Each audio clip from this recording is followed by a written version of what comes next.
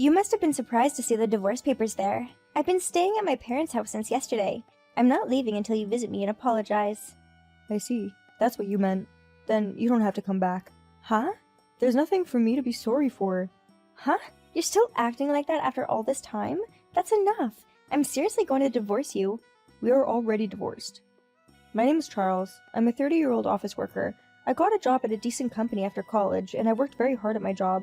The reason I can work hard at my job is because of the people around me. The most important one is my classmate from junior high school, Mike. Mike and I were in the same basketball club in junior high school.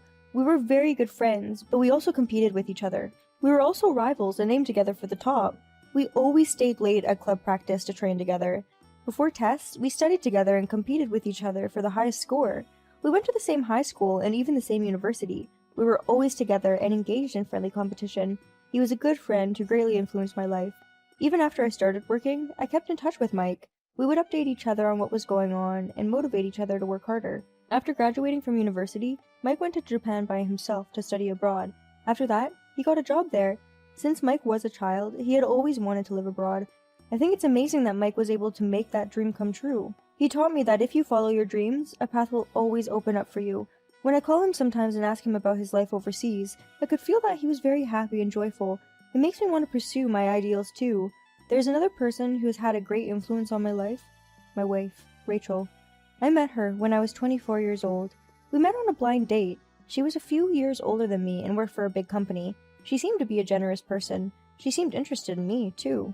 We started our relationship after a series of dates, and after a year of dating, we got married. The reason I decided to marry my wife was her kindness. At the time, when my wife and I were dating, I was stuck at work.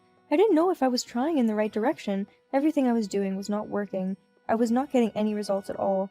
When I joined the company, my boss had high expectations of me. I was very impatient with the lack of results. My wife, with whom I was in a relationship, helped me keep my cool. It's okay. You don't need to act like an honor student right now. For the first 5 years of your career, just use your youth as a weapon and try to do whatever you want. It is better to be selfish and to push through what you want to do. From a standpoint of senior and supervisors, it couldn't feel so bad about cleaning up the mess when a newcomer makes a mistake, so don't try to fit in, just do what you want to do. I'm not a senior or a boss in the same company as you, so maybe it would be a little irresponsible that I say like that. When she encouraged me like this, I finally started to relax. Thanks to that, I was able to go to work in a very relaxed state since then. She seemed to be happy to see me enjoying my work every day, so I decided to marry her. With her, I knew we would overcome anything together and be happy. I was convinced of that. After we got married, my wife was very kind too. Whenever I had a challenge at work, she would say kind words to me and encourage me, so no matter how many times I felt like my heart was about to break, I was able to put my heart into my work without giving up. I have lived my life with the support of my best friend and my wife, and just recently, my hard work paid off and I was promoted to a higher position. I was so happy that I reported it to my wife when I got home. Rachel, I did it! What's the matter? What happened? I'm going to be a section chief from this spring. Oh, really? Yeah, I feel like all my hard work is finally being recognized. I see. Congratulations. Thank you. I bought some steak to celebrate, so let's have a nice dinner today. I was so happy about my promotion that I didn't notice the change in my wife right away, but little by little, her attitude changed. She began to act more and more unfriendly. I'm home. Welcome back. Are you home late these days? I'm sorry, I was checking the documents my subordinate had prepared, which made me come home late. Hurry up and make me dinner. Huh? Yeah, of course.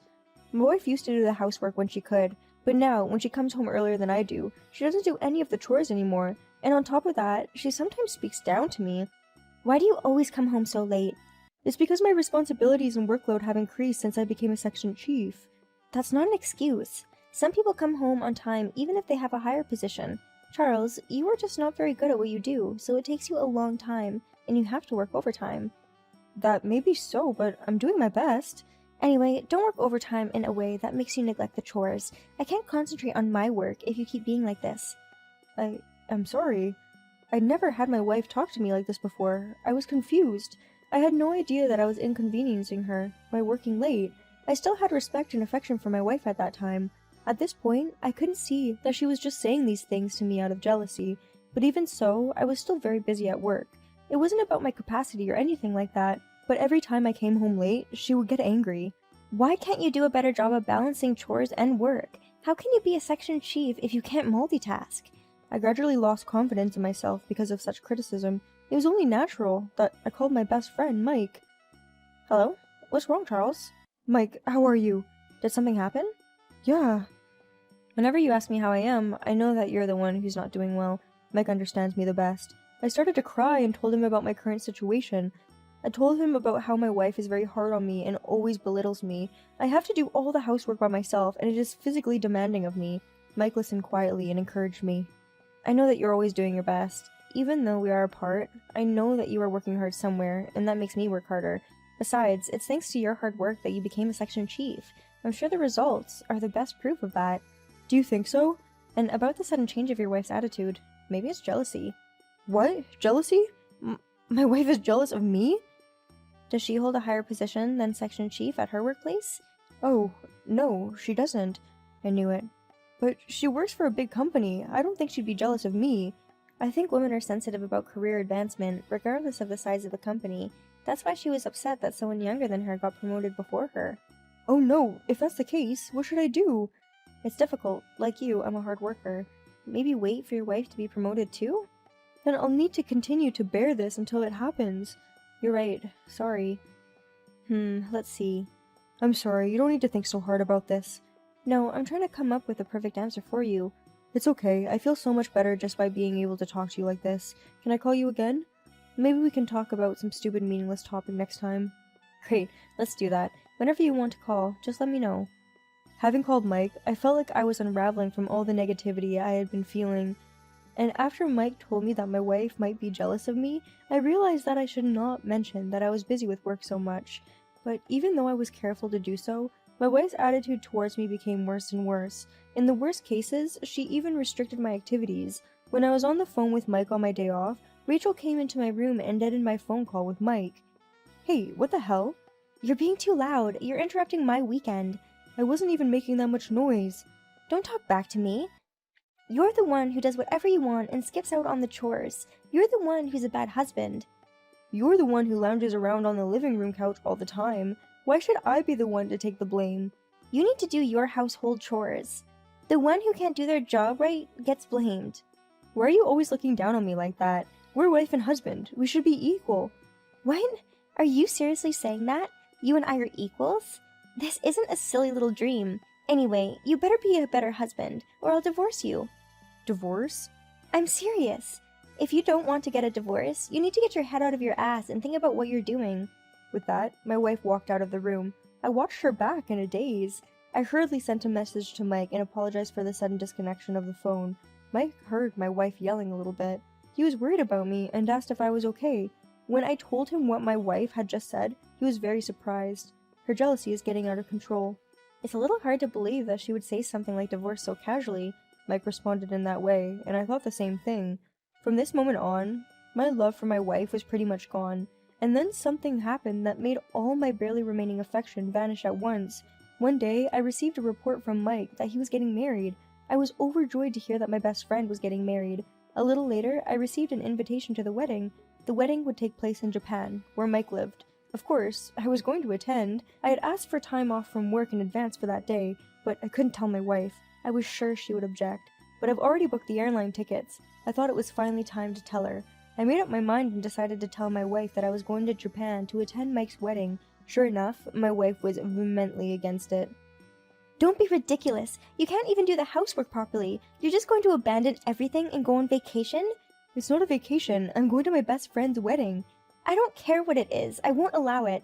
You're my husband, so you should stay here at home. Otherwise, I'll divorce you. Why are you so quick to say you'll divorce me? Just because I'm your husband doesn't mean I can't be away from home. Just because I'm your husband doesn't mean I have to do all the housework. Besides, I'll be back home right after the wedding. You'll be alone only for a few days. Shut up! I clearly told you can't go. Nothing will change my mind. Get your act together. My wife was so angry and she retreated to her room. At that time, I knew I could no longer live with her. From then on, I obeyed my wife so as not to provoke her. I managed to endure until I went to the wedding. I sent my luggage for the wedding to my parents' house so that my wife would not find out. On the day I was leaving for Japan, I stopped by my parents' house and then went to the airport. The plan seemed to have worked and my wife did not find out. I arrived safely in Japan. When I arrived at the airport in Japan, I received many messages from my wife. Then, as soon as she saw that I had read the messages, she called me. Hey, where are you wandering around without coming home this late? Well, I'm in Japan. What? I told you I was going. I said, I'm going to Japan today for my best friend's wedding. I told you that you can't go. I don't need your permission. I'm seriously going to divorce you if you keep acting like that. I was about to say that I'm tired of that kind of threat, but at that moment, Mike arrived at the airport to pick me up. I told my wife I had to go, and I hung up the phone. After that, I muted my wife's messages and was happy to see my best friend again for the first time in a long time. That day, Mike showed me around and we had dinner together. The next day, I attended Mike's wedding. Mike looked terrific during the ceremony, and I was so happy for him. I was happy on my way back to the US, thinking it was a lovely wedding, but on the way home from the airport, I started to feel depressed. I had to face that woman. I hated it so much, but I opened the door of my house with all my might. But my wife was still not home. She should have been home around this time. I entered the living room with a sense of relief, but then I was surprised to see something on the table. It was divorce papers.